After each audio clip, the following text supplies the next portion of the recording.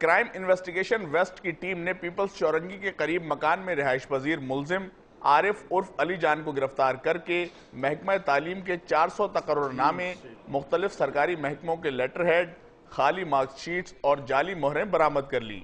मुलजिम के मुताबिक पहले वो जाली मार्कशीट्स और डिग्रियों का काम करता था। 3 साल कबल एक शख्स ने सरकारी मुलाजमत दिलवाने के बहाने उससे 4 लाख रुपए लिए और रफू चक्कर हो गया तो उसने भी वही राह इख्तियार कर ली।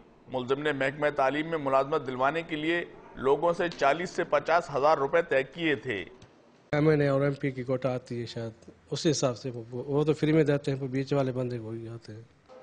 पुलिस के मुताबिक मुलजिम का एक मुनज़्ज़म गिरोह है जो अंदरून सिंध सादा लो अफराद को मुलाजमत दिलाने का झांसा देता है।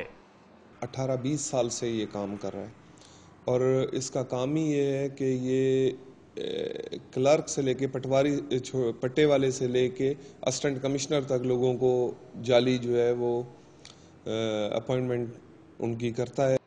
पुलिस के मुताबिक मुलजिम चंद मिनट की प्रैक्टिस के बाद किसी भी दस्तखत की ऐसी नकल कर सकता है कि असल और नकल में फर्क करना मुश्किल होता है।